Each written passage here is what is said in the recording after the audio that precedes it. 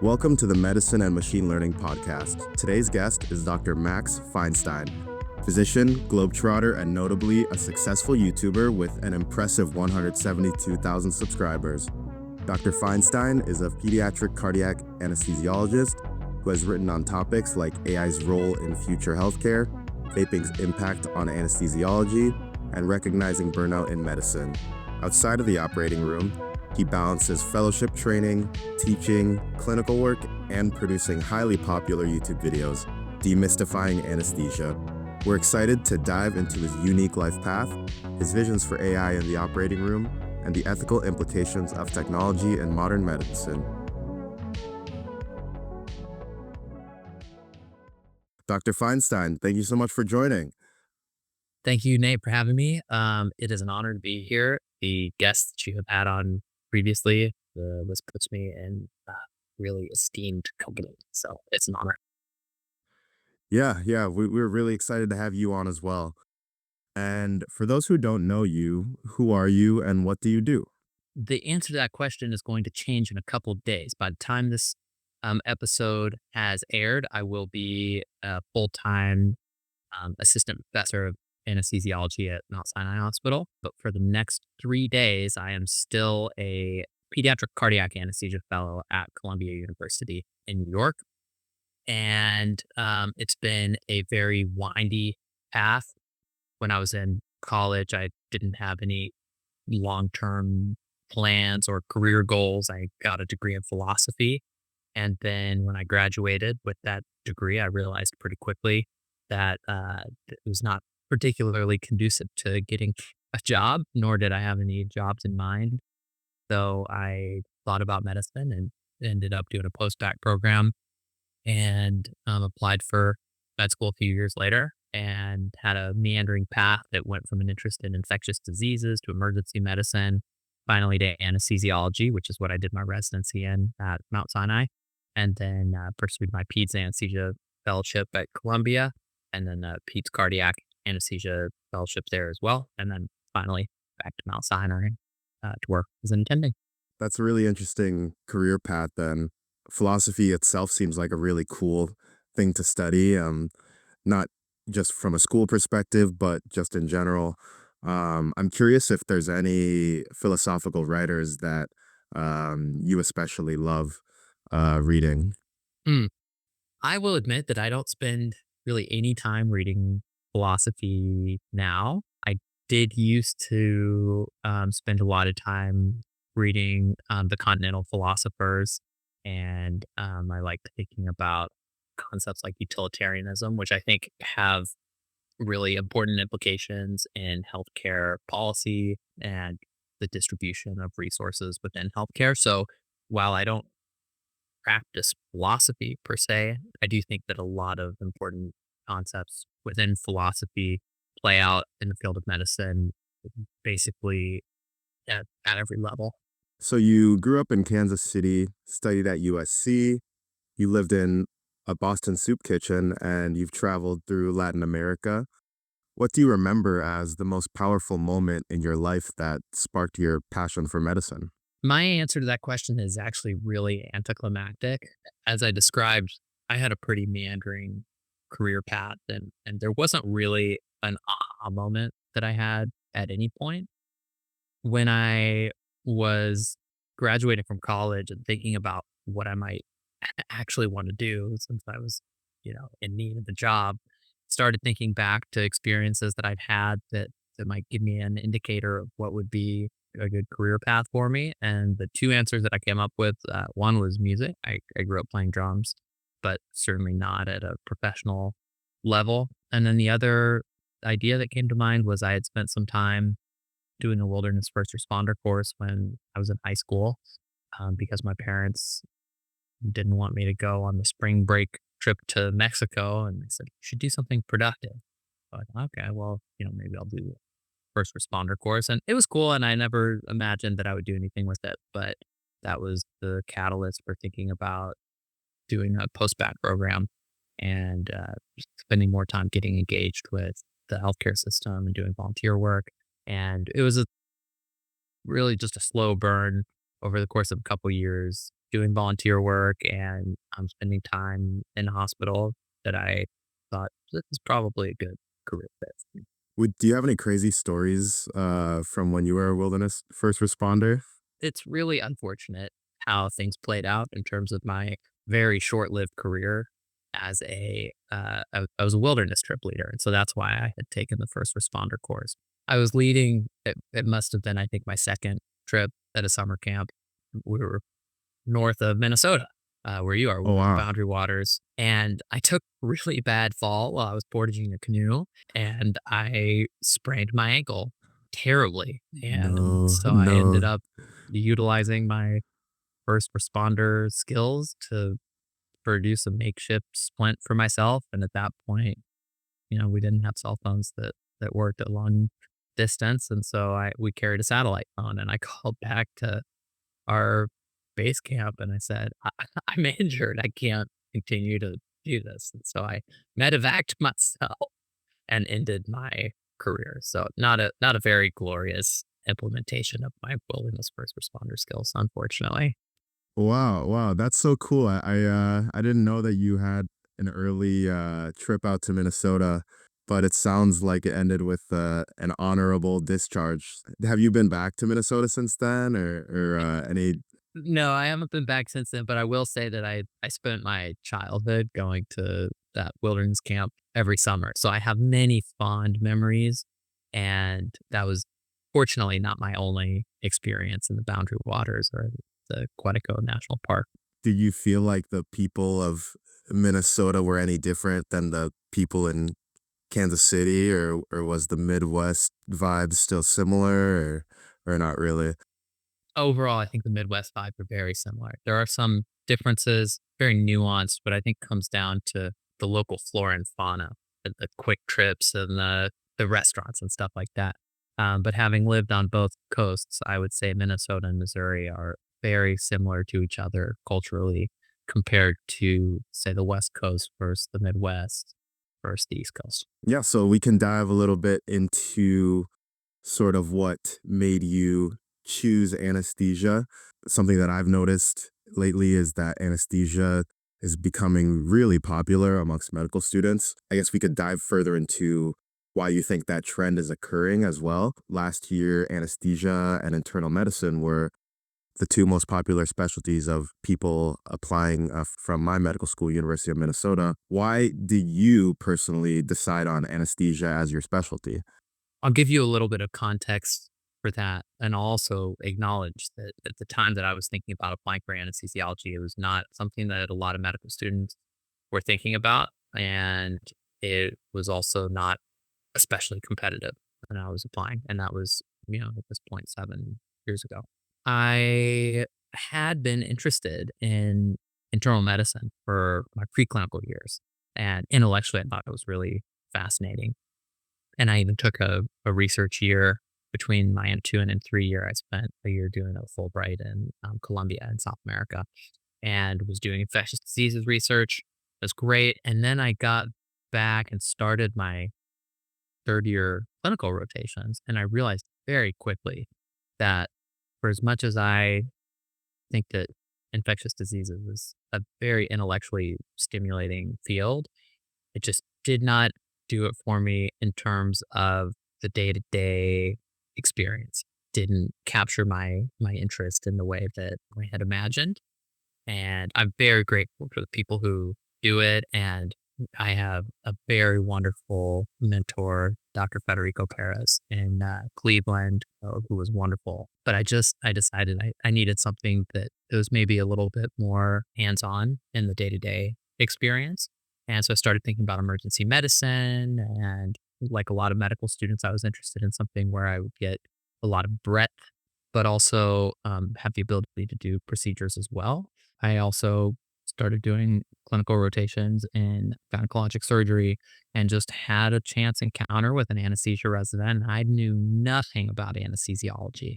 I assumed that it was just give the patient some medicine, they go to sleep, you put in a tube, and then you just sit there until surgery's done and you pull out the tube and stop giving the medicine.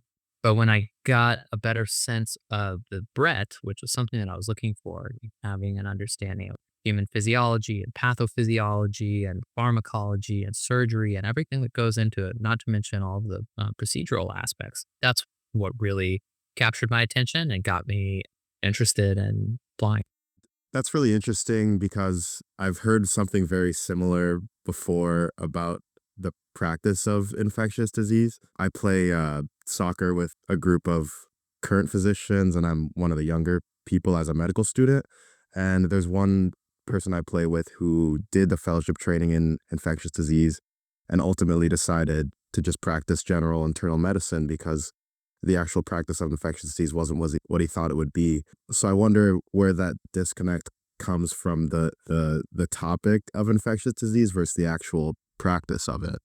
I have to say, one thing that really captured my interest, Sketchy Micro was just coming out at the time that I was a second year medical student. Wow. And I mean, the way that Andrew Berg and the rest of the team crafted their educational material made it really engaging and made it kind of this mystery thought puzzle. And I loved that.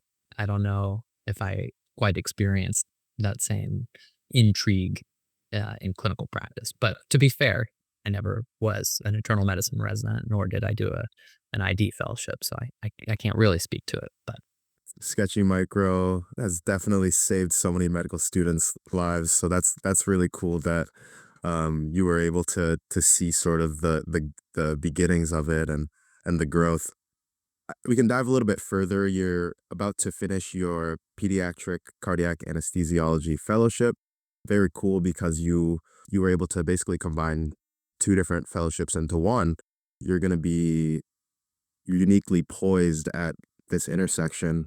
I would love to know what made you decide to pursue that. so again, I didn't really have any specific path staked out. When I started residency, I was really interested in critical care medicine and, in fact, had dual applied to some of the residency programs where you're accepted simultaneously to the residency program for anesthesiology and then a critical care medicine fellowship at the same institution. And I'm very grateful that I did not end up at one of those programs because after having spent some time as an intern and later a CA1 in the surgical ICU, I decided that was definitively not the place for me. I really enjoyed the operating room much more. And so I had spent some time looking around at whether fellowship was something that I was interested in and had given some consideration to liver transplant anesthesia, which is a non ACGME fellowship that's offered at some institutions, including Mount Sinai, which has a very busy liver transplant service. That really appealed to me because those patients often are very sick. The surgeries can be very intense from a hemodynamic management standpoint, from a bleeding standpoint. So that I found to be really exciting and also intellectually challenging in a way that I liked. So I toyed with that idea and I really did like the idea of adult cardiothoracic anesthesiology. So I was kind of exploring that, but then I had my interest in peds anesthesia piqued by a mentor colleague of mine, Dr. Adam von Samik, who's a pediatric anesthesiologist at Mount Sinai, who basically, if I had to distill down the series of conversations that I had with him into why um, peds anesthesia was appealing to me, it came down to this idea, and I don't know whether this is true, but I like to believe that it is. But if you can do a procedure on a neonate, then you can do that procedure on any person.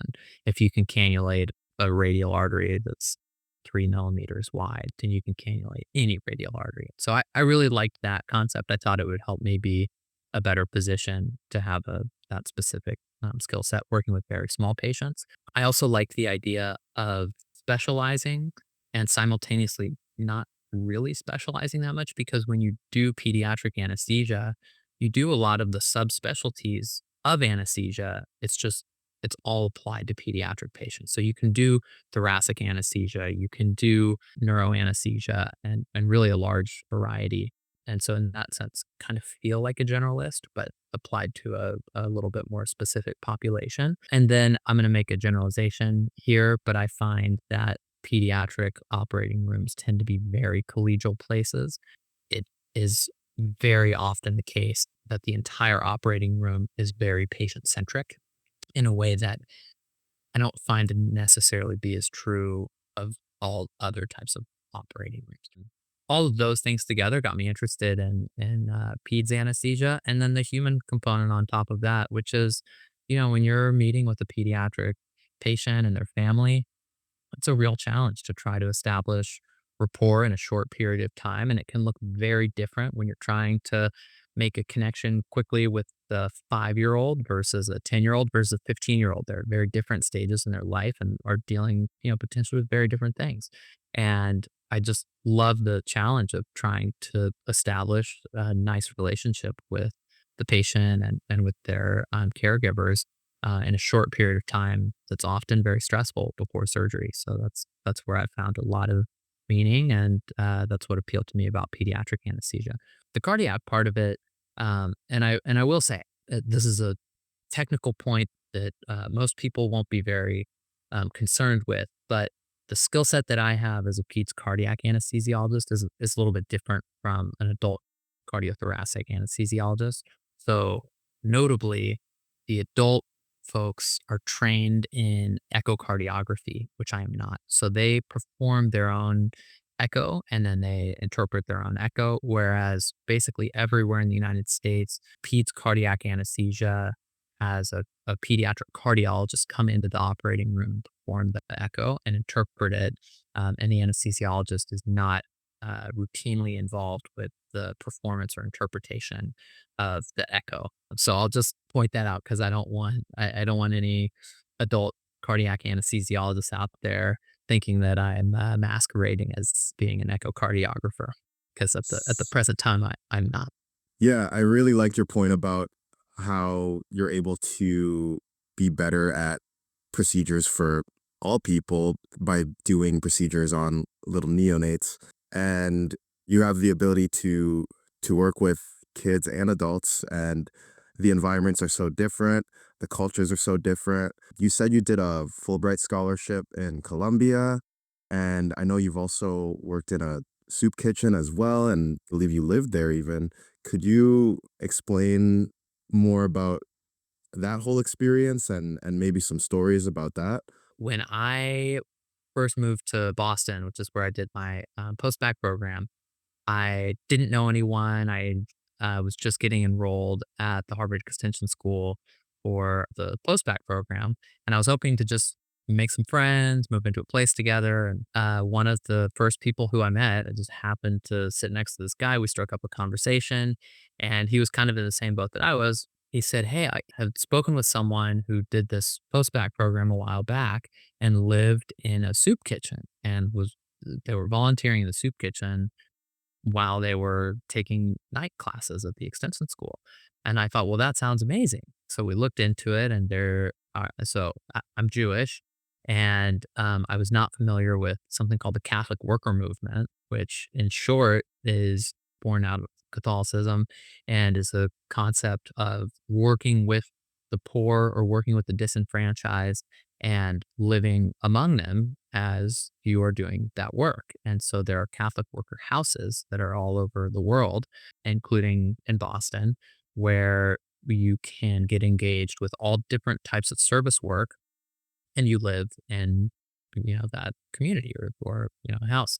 And that's exactly what we got involved with. The organization in Boston that I was at is called Haley House, and I was there for 2.5 years, and it was just an absolutely transformational experience in terms of helping me look at the world in a very different way by having conversations and working with and meeting people who I never would have struck up a conversation with. During that experience, I was interacting or trying to interact with a lot of people who spoke Spanish and didn't speak English. And I spoke English, but not Spanish. And so I got really interested in learning Spanish because I thought this is, probably going to be reflective of what it'll be like practicing medicine. I started doing some Spanish self-study, and one thing led to the next. I ended up traveling to Colombia. I met some Colombians in Boston who invited me to come stay at their place in Colombia, and I thought it was really wonderful, and I had a great time and learned a lot of Spanish.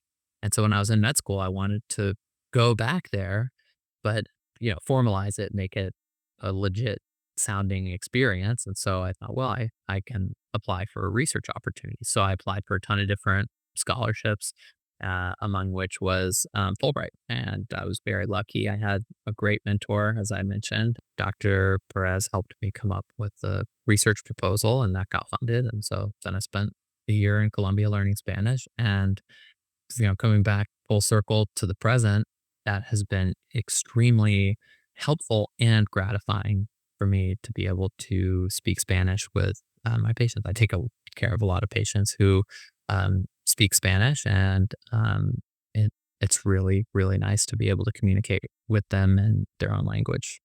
How was the food?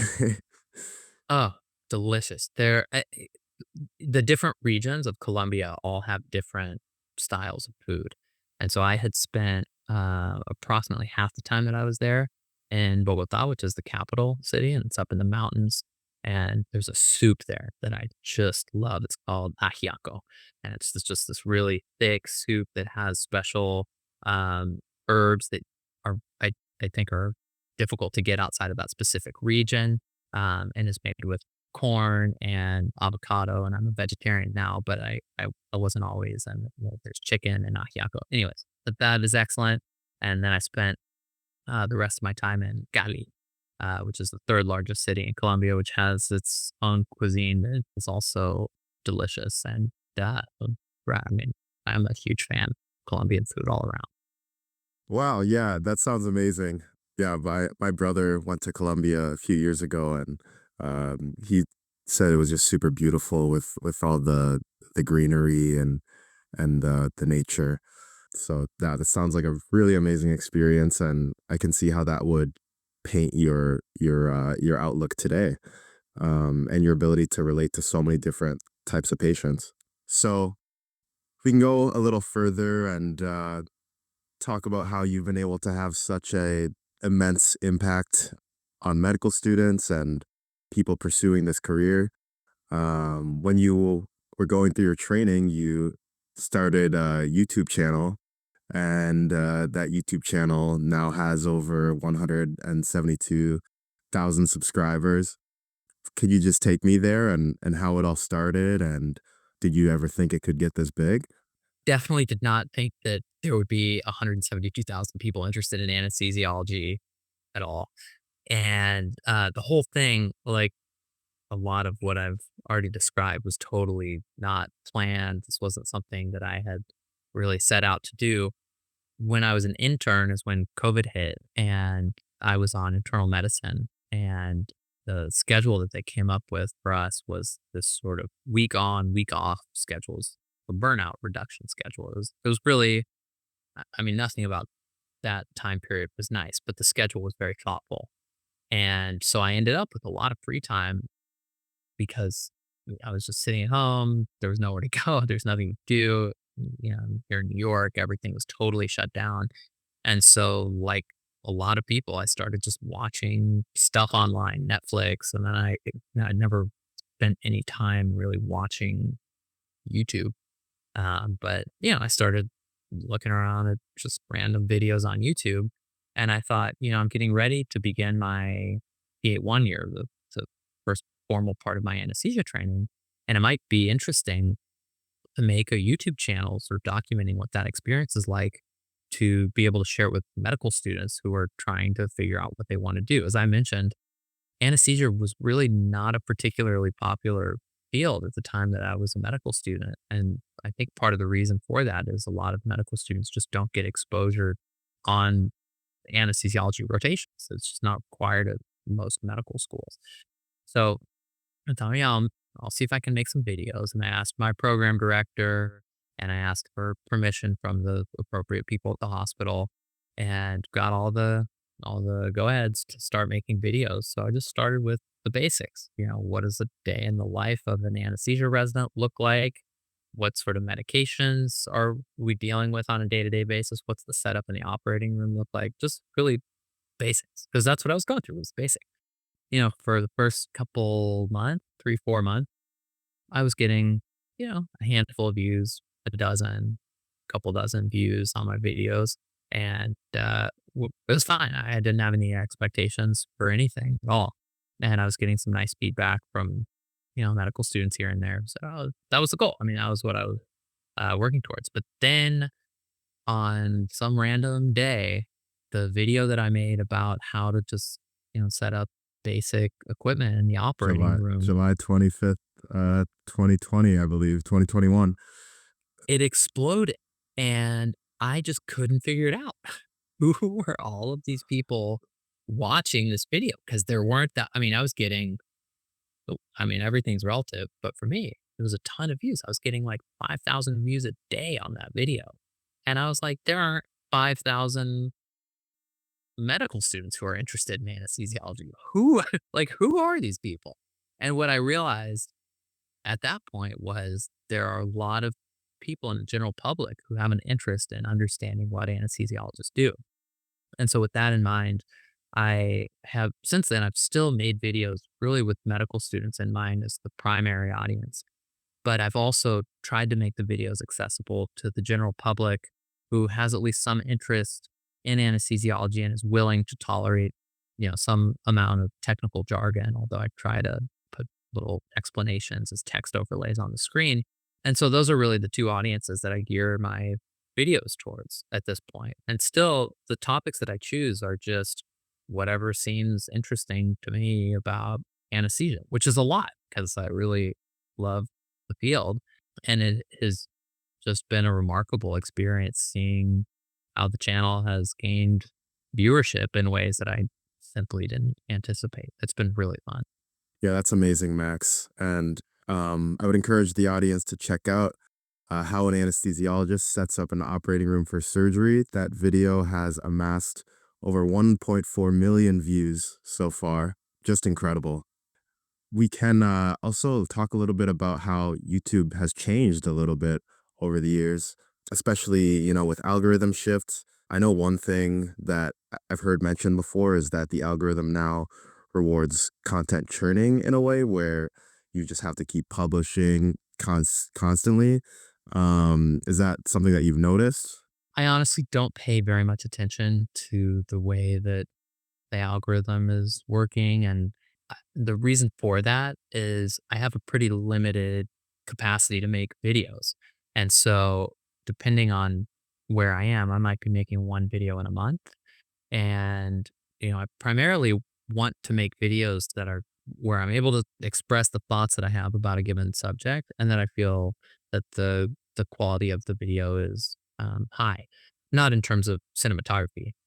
It's not good in terms of cinematography. I No, just I like would disagree. I would disagree. I feel like you have a lot of interesting cuts. Like there was one video I was watching where you were showing like an ultrasound of pizza in your stomach, and then you cut to like a bunch of empty pizza boxes.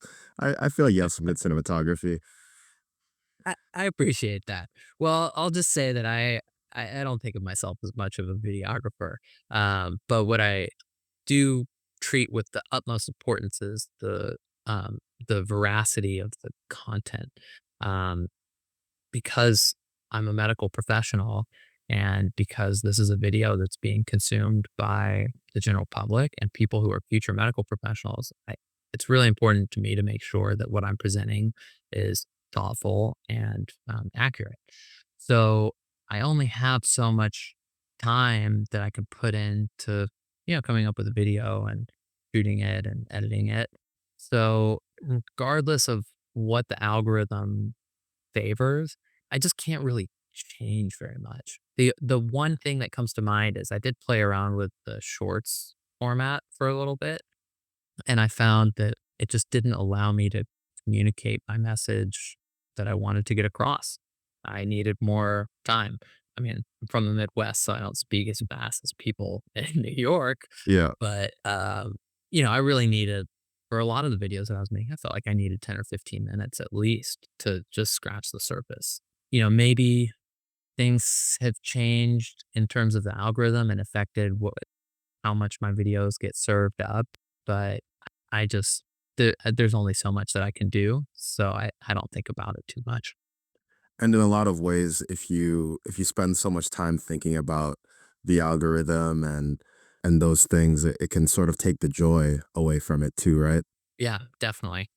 The one thing that I'll add though is that my editing style, I think, has changed a little bit, and my script writing or sort of how I outline my content has changed because I am very aware of the fact that YouTube favors videos that engage the audience, which makes a lot of sense. So, if you still have 75% of your audience watching 30 seconds into your video, that's a pretty good indicator to YouTube and to me that it's an interesting topic. Whereas 30% of the audience is watching, yeah, 30 seconds into the video, then there's an issue. So I have changed my editing style to try to be as engaging as possible and sort of efficient about, being engaging. That I think is the only thing that I've really sort of tailored to YouTube specifically. And algorithms were sort of one of the early things that made people start realizing that, there might be some form of machine learning or artificial intelligence behind the scenes dictating things. Let's talk a little bit more about AI and how AI is really going to change all things, including medicine and anesthesia. So, you've written a little bit about AI and how it's going to affect anesthesia. In your article titled Remote Monitoring and Artificial Intelligence Outlook for 2050, you wrote, remote monitoring and artificial intelligence will become common and intertwined in anesthesiology by 2050, freeing up anesthesiologists to focus on more complex tasks. Given recent AI developments, have you shortened your time horizon, or do you still believe 2050 is the majority of change will have taken place? I wouldn't necessarily shorten that horizon. I would contextualize this and say that there are and have for years been machine learning algorithms involved with the provision of anesthesia.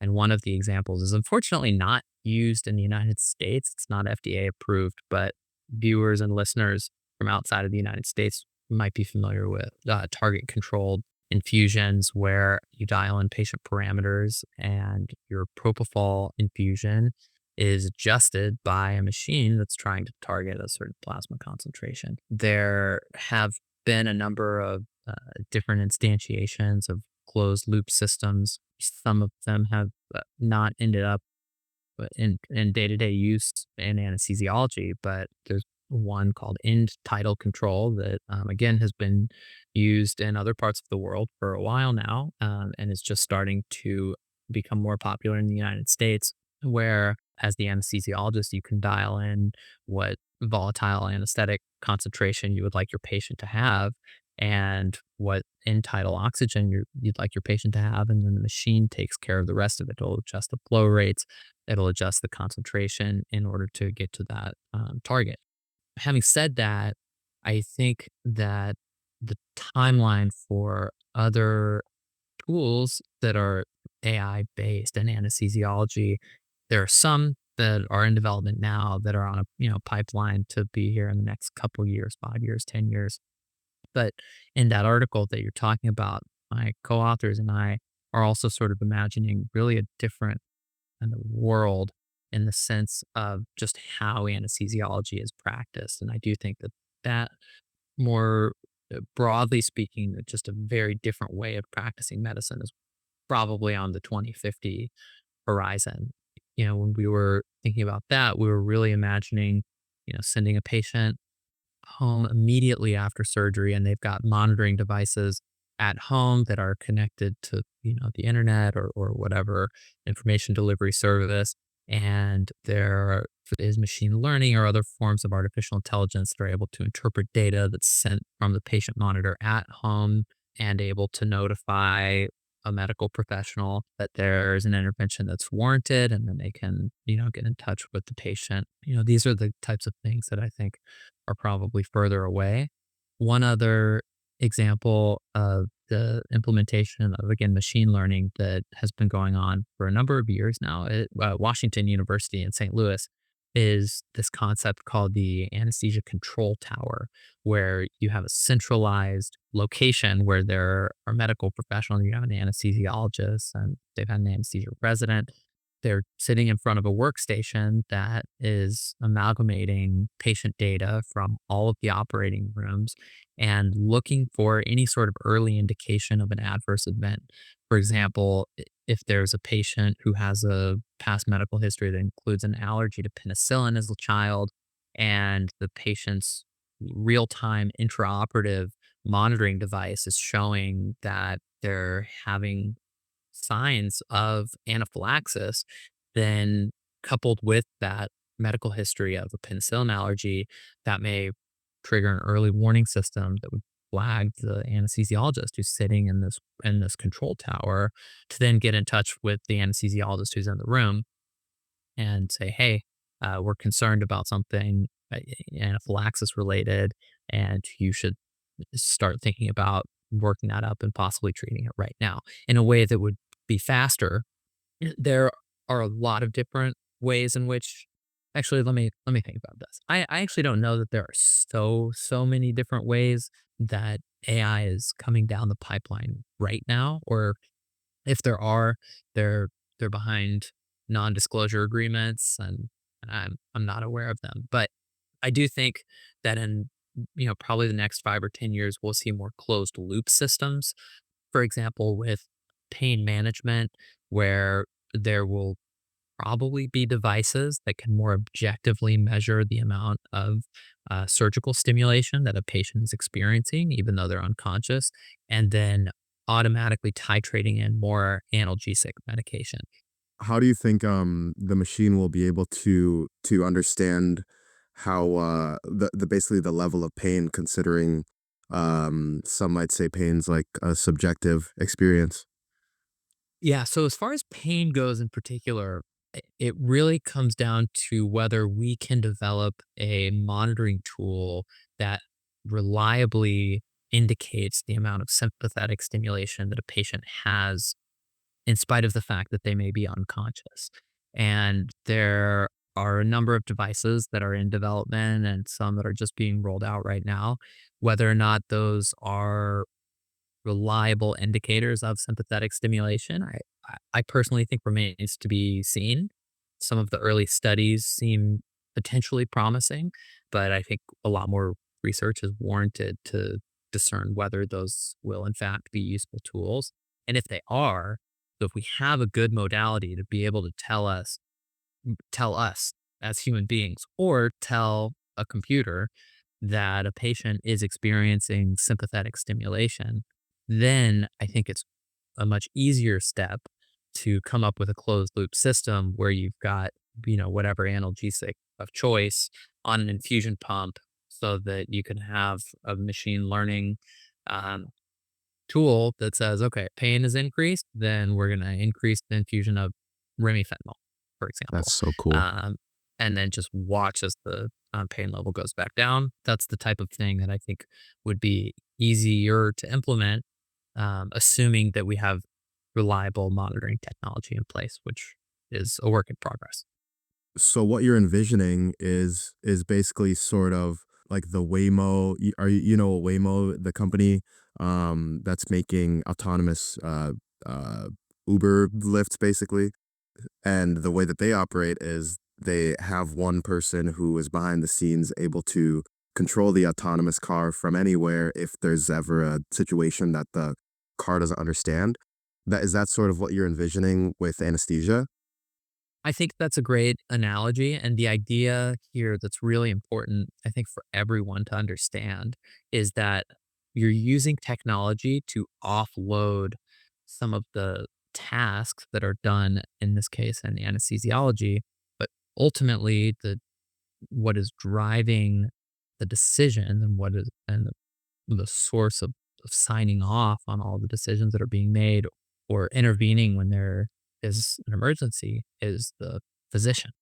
There's a certain amount of concern in a lot of fields within medicine, dermatology, pathology, radiology, that AI would just take people's jobs away. I can't speak to the other fields within medicine that I just mentioned, but I do think that ultimately, when employed appropriately, AI just helps to offload some of the cognitive burden that's associated with anesthesiology and allows clinicians to focus on the most important factors that are involved with their work. So that's how I envision things going in the future, which is maybe a little bit different from how Waymo functions, autonomous cars with a human being a backup. I think it's a close analogy, but I would just make that difference that within medicine, the way that I see anesthesiology going is that the anesthesiologist wouldn't really be the backup per se, but would just be utilizing AI tools to be able to focus on the more important tasks at hand. A doctor still in the driver's seat. Yeah, exactly. I like it. Yeah, yeah. Well, that's fascinating. Haven't heard this perspective before until I read your article. And when I read it, it made so much sense. I know there's so much fear right now amongst all specialties where it's like, how much will we really need doctors for certain areas of medicine, you know? And the further along you project your timeline, it seems like the more impossible it is to know how important physicians are going to be in the future.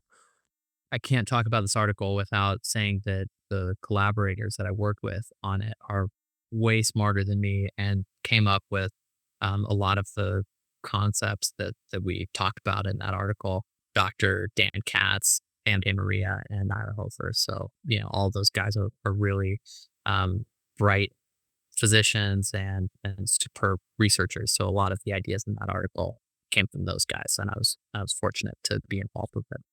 So how does that affect the future job perspectives of anesthesiologists then? If one anesthesiologist is able to monitor upwards of, 15 rooms, I don't know exactly what number you would put on it, but how will that affect the job markets of anesthesiologists?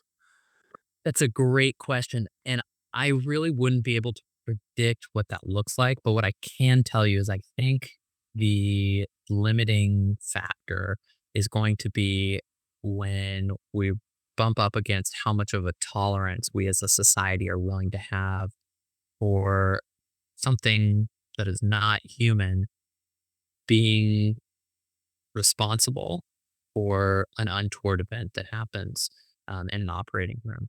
And this is where I would again employ the analogy with self-driving cars.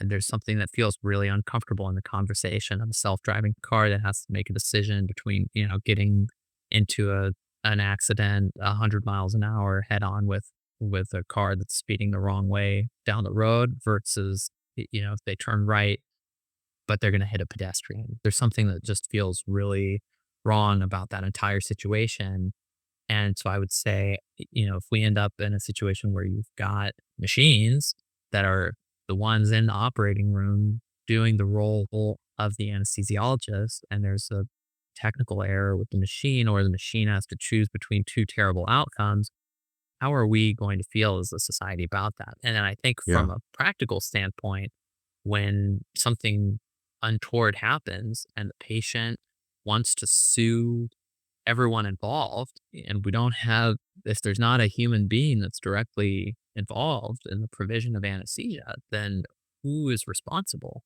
How does that play out? So I think these are important philosophical questions that Yeah. we'll have to deal with as a society. And I'll be really interested to see the progression of self-driving cars because I think that the way that we answered that question with self-driving cars is probably going to give us an early indicator of how as a society will answer that question when it comes to medicine.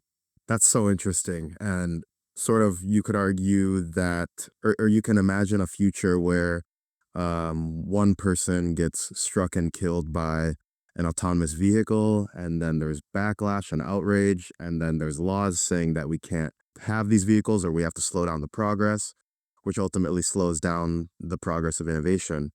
And it would be worrisome that that could also happen in the medical field and in anesthesia. But I'm glad that we have people like you who are trained in bioethics as well as medicine, and you're uniquely poised to help answer these questions. Yeah, so hopefully the right thing happens in terms of progress.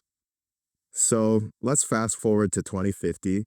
You walk into a hospital equipped with advanced AI monitoring, remote consultation, and possible augmented reality. Which aspects of your current day to day practice would you hope remains unchanged?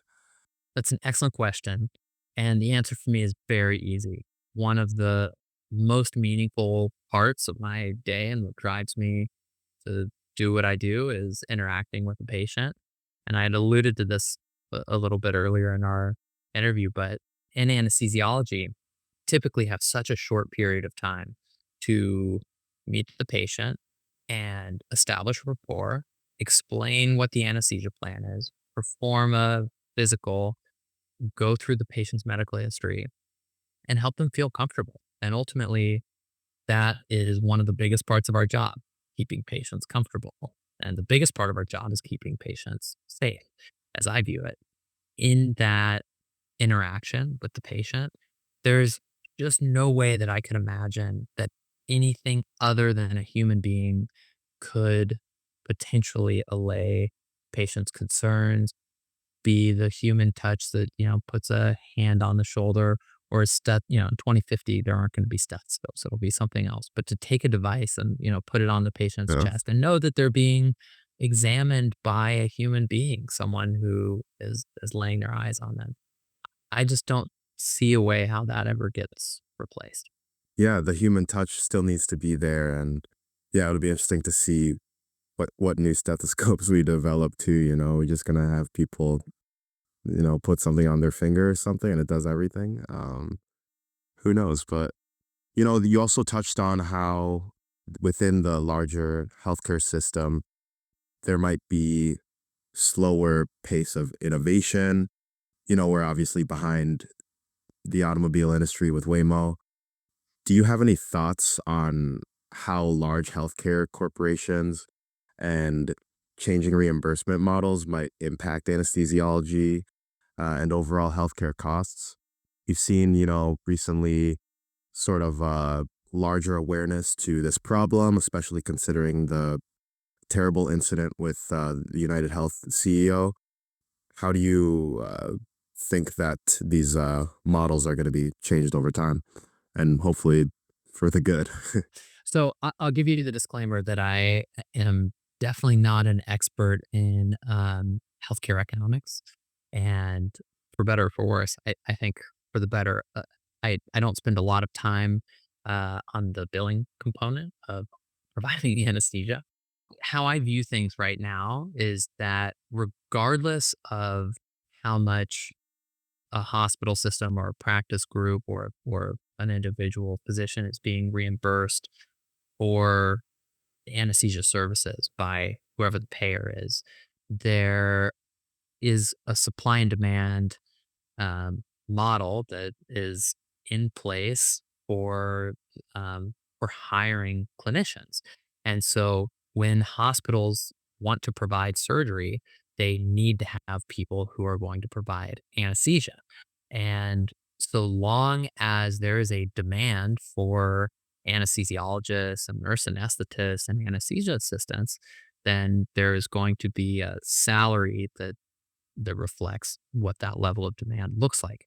And so if there's a disparity between how much money a hospital is bringing in for the actual anesthesia services that are being rendered, there's a disparity between that and the salary of the anesthesiologist, then that difference has to be made up from somewhere. And in many places, hospital systems are providing a stipend to the anesthesia department in order to bridge that gap because currently the anesthesia job market is very hot because there is a huge demand because there's not enough supply of anesthesiologists and CRNAs. So salary is quite high, but anesthesia services aren't bringing in enough to cover that salary in a lot of situations. And so that money ends up coming from the hospital. I keep that in mind. I don't know how things will change in the future in terms of changing compensation for anesthesia services, but I think as long as hospitals want to offer surgery, they're going to need to hire anesthesiologists. And as long as there's a demand for anesthesiologists, there will be a certain salary that hospitals will have to cover one way or another. Yeah, and I've heard that point before, with how anesthesia might be not necessarily a revenue generating area of hospitals. Does that ever concern you with the prospective job market of anesthesia, considering hospitals might view anesthesia negatively from a profit standpoint? I don't get concerned about that because I don't think there's a practical way of separating surgery and anesthesia. And at least right now, surgery is very profitable for many hospitals. And so if they want to have surgery, they have to have anesthesia. Mhm. Yeah, that makes sense. That makes sense. Yeah, so you have a unique background in both neuroscience and philosophy. How has your study of philosophy influenced your understanding of the brain, consciousness, and the anesthesiologist's role in modulating consciousness? So I think I've sort of compartmentalized my studies about consciousness and my day-to-day practice of rendering patients unconscious.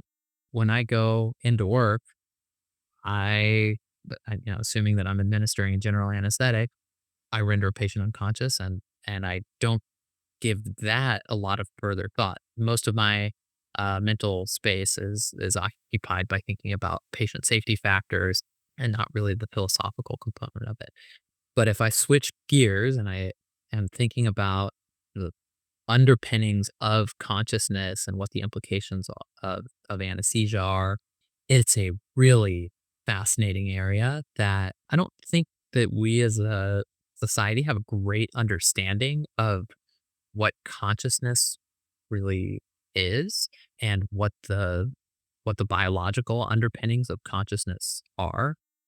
I do think that from a research perspective, anesthesia is very unique because it allows us to, in a very controlled manner, render a person unconscious and then render them conscious again in a very short period of time. So I think that it has the potential to be a great modality for studying the biological underpinnings of consciousness. And there's a lot of interesting work that is going on, uh, sort of tangentially related to that. There's a group out of Stanford. Boris Heifetz is a physician researcher who has a lab, and part of the work that they're doing is looking at dream-like experiences under anesthesia and trying to establish whether there is any sort of therapeutic potential for mental illness.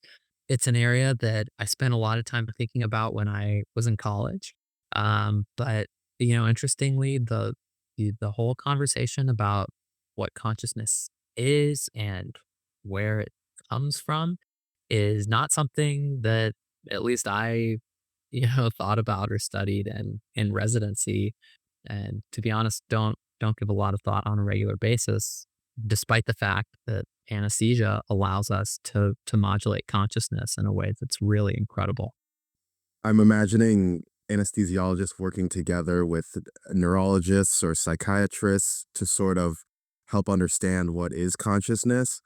And maybe we could even apply that knowledge of what is biological consciousness towards AI, and when have we developed an artificial intelligence that we would consider conscious. That's really Yeah, cool. yeah, Um, exactly. Wow. And I think you just made, or not just, but recently you made a video about the dreamlike experiences under anesthesia, I believe. So, yeah, I would encourage the audience to check that out if you want to learn more about that. The study of consciousness in anesthesia. A lot of people would argue that current chat GPT models and other AI models have already passed the Turing test, and they're already conscious in a way.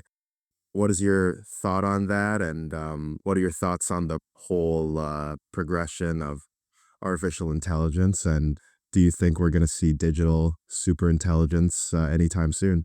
Again, a disclaimer that this is not an area of my expertise, but my personal view is I have to imagine that in a relatively short period of time, we will achieve AGI.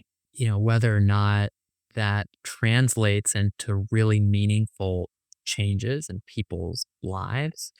I think, personally, I think the jury is still out on that.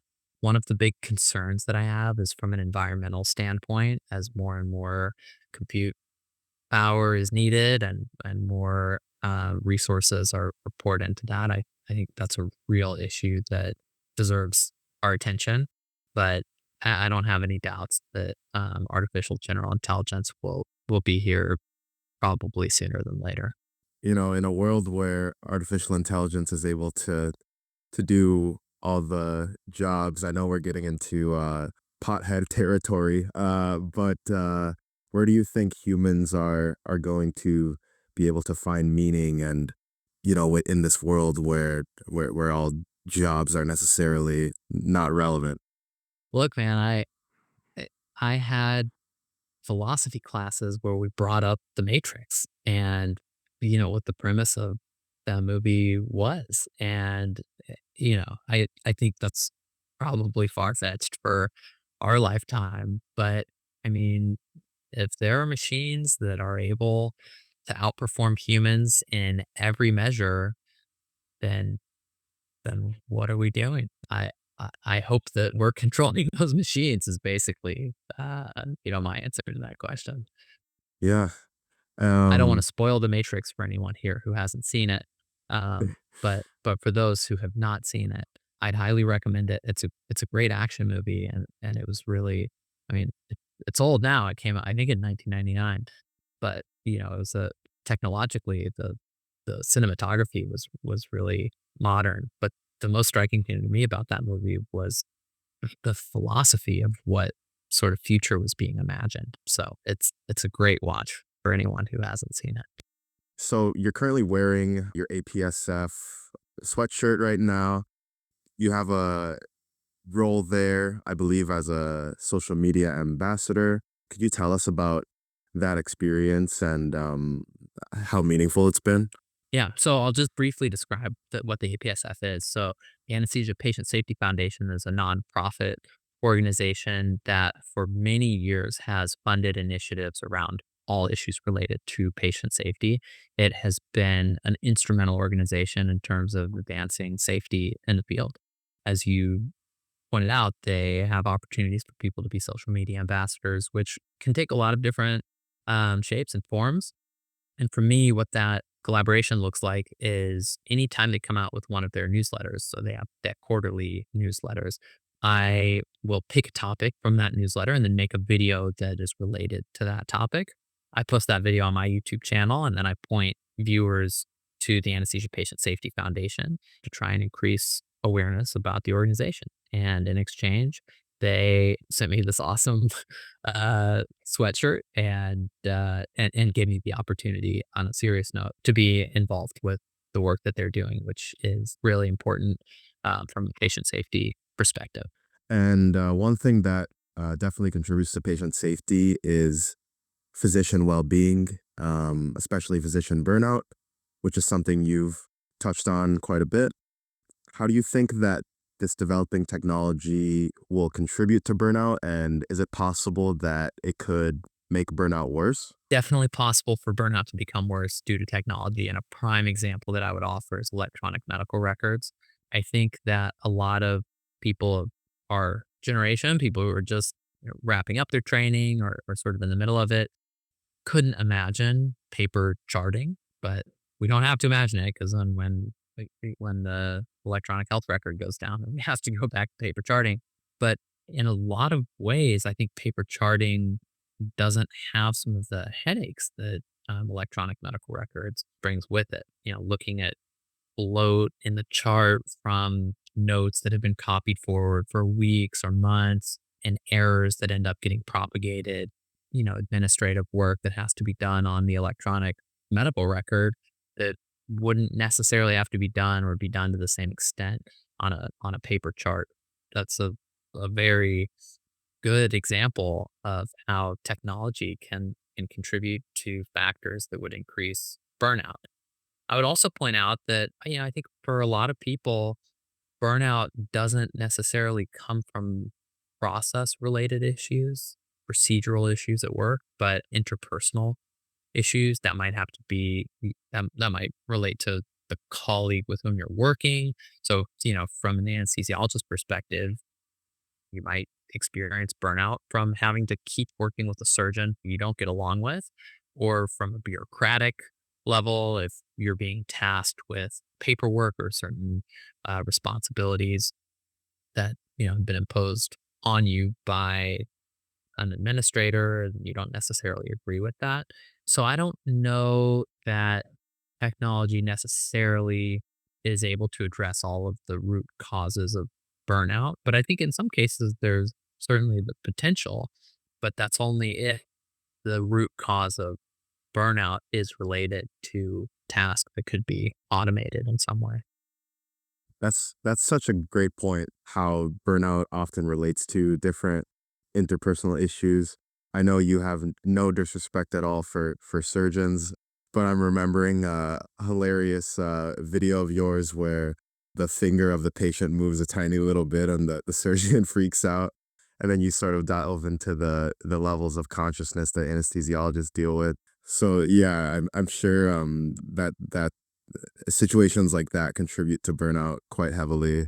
Yeah, the video that you're talking about, I tried to use as an opportunity to discuss what it means for a patient to be awake. I mean, really going back to the question of consciousness. What does it mean to be awake versus what does it mean to be under general anesthesia? And that skit, I used to put skits to my videos. I thought that I was funny, which I'm not. So I stopped making No, skits. they were so funny. I love them. But, I was competing with not competing, but the other people who are making videos that are funny, were like at the time, Block and Flecken was master. He's just genius. And more recently, Cresro and others. Yeah, I didn't feel like it was even worth me trying to be funny. But with that video, I was trying to point out that there are some surgeons who see a patient who's definitely under general anesthesia by all of the parameters that we measure, and maybe their finger flinches. He said, "Patient's awake."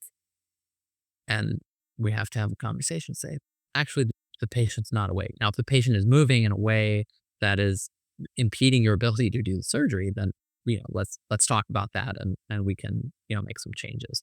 But the patient's not awake, so yeah, Yeah. that's what I wanted to get at. Okay, we can dive into some broader life questions. The first question that I would love to ask you is, what gives your life meaning? Mm. I love that you included a question like that in your interviews. For me, it comes down to two things. First, and definitely foremost, are the relationships that I have with the people in my life, my family, my friends. That's really the only answer to the question that stands out. But I would also say I derive a lot of meaning from the work that I'm able to do as an anesthesiologist, and feel very privileged to be able to practice in a field that I really enjoy. And as we've talked about, the interactions with patients are just deeply meaningful. That's what it comes down to for me.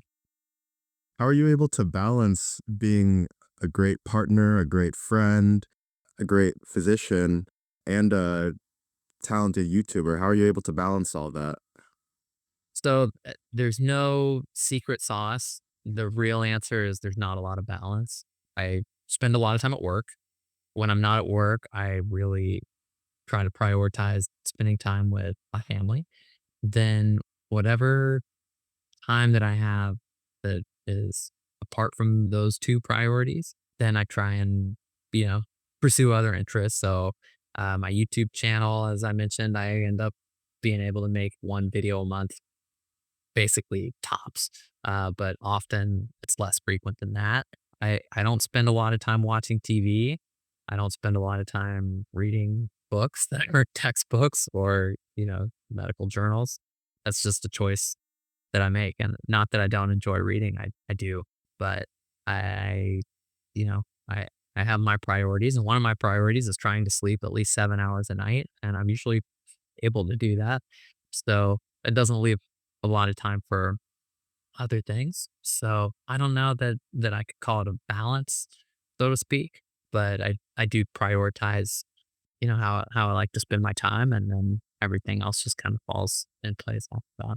We've talked about how anesthesia is becoming really popular amongst new med students, and I would love to know what your take is on why do you think that is, and if you would encourage medical students to go into anesthesia.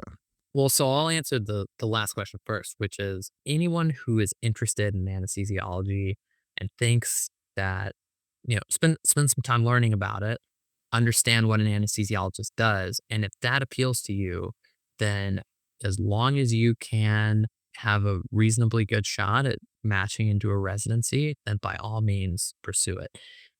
If someone is interested in anesthesiology because they see big dollar signs and they still think that anesthesia fits into the road specialties, like the lifestyle specialties, while I do acknowledge that there are some very lifestyle friendly anesthesia jobs that are out there, it is not an easy job. There are a lot of positions where you're taking call on nights, on weekends, on holidays. You're dealing with emergencies that are life threatening. It's not super chill in a lot of ways that it's practiced. So I would not encourage people to go into it because they think that they are able to make a lot of money and have an easy life, because I think you'll end up being disappointed. To your first question about the competitiveness, I'm not an expert on healthcare economics, but my theory, and this is my own theory. This is not something that I've read anywhere. I can't point you towards any resources or research that backs this claim up. But I think that for a lot of specialties, the competitiveness of a specialty is driven in large part by what the compensation looks like for that specialty. Compensation for anesthesia has gone up considerably in the last 5 years. So too has the competitiveness for anesthesia.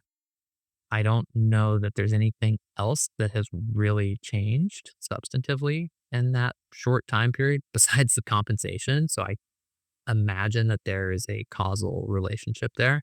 But this is just my theory. If you look at the other specialties that have historically been extremely competitive, most of them are also very lucrative specialties. I'm not suggesting that people who go into any, high earning specialty is doing that. I don't think people are doing that necessarily just because they want to make a lot of money. But I do think that that plays a role in a lot of people's decision making. And I don't think that that is wrong. I think sometimes in conversations like this, people insinuate that it's wrong to choose a specialty because it makes a lot of money. I do think that it is wrong to choose strictly on that basis and then end up doing something that is not enjoyable. That seems like a recipe for burnout, no matter how much money you make. But I do think it's important to acknowledge that students graduate with hundreds of thousands of dollars in debt in the United States, and life is expensive. And, the opportunity cost of becoming a physician is many years in this country, more so than in most other countries. And so I don't think it's wrong to include compensation as part of your decision making process, but it's critical to make sure that you pick a specialty where you actually enjoy the work. Because if you don't, then again, I don't think it matters how much money you make. If you're gonna have a bad time at your job, you're gonna regret your career. I don't think there's any other way around that. Yeah, so you mentioned that anesthesia isn't you wouldn't consider it the road specialty as it once was considered, but do you think that could be because your partner is a dermatologist who might be influencing your outlook on this? Yeah, definitely. I mean, so to contrast our lifestyles a little bit, she chose a career that she loves and is exceptional at, and does not generally have call responsibilities. At least not there are dermatologists who do take call, but there are plenty who do not. And so that's kind of my reference point. I'm the one who's like stuck on call a lot, and that means limiting what I'm doing, on the weekend or at night. And in fact, as we're recording this, I'm on call right now. So, if I got a call from the hospital, then I'd need to let you know that we'll have to wrap up later because I gotta go. it was a choice that I made to go into a job where I do take call. There are a limited number of jobs within anesthesiology where you don't take call or you don't take very much call. So it's definitely out there, but that's not the majority of jobs. Just one thing I think about quite a bit that we haven't gotten your opinion on yet is sort of the fact that there's certified anesthesia assistants now, and there's also nurse anesthetists, which are very popular jobs now. How do you think that these careers and scope creep, is that something that's influencing anesthesia, or is that not really a consideration that one should make when deciding on anesthesia? It's definitely important for anyone who's thinking about anesthesiology to be aware of what the field looks like and who the clinicians are. And as you pointed out, CRNAs and anesthesia assistants have become more in demand recently. I think that there are a lot of conversations about CRNAs and anesthesia assistants, but primarily I think between CRNAs and physicians that can get really heated and toxic, particularly online. I think most people's lived experience in a hospital is that there are generally pretty collegial relationships among everyone. And I think that what those conversations that take place online and in person to some extent, but I think primarily online, those conversations lacks context about how it is that nurse anesthetist became such a popular career.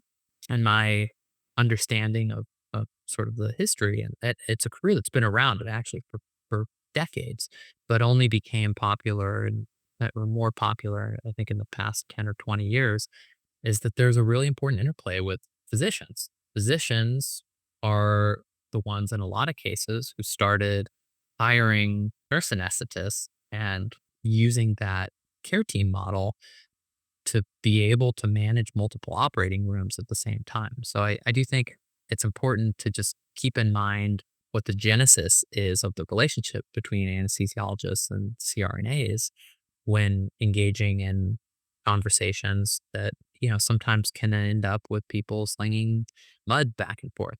I will point out though that from a high up level, the American Association of Nurse Anesthetists has made very significant pushes for changing language that is being used to describe nurse anesthetists in a way that I think warrants a lot of scrutiny and conversation to make sure that patients have a good understanding of who it is that's taking care of them. So there's a lot of nuance that goes into that conversation, and I think a lot of strong feelings on both sides.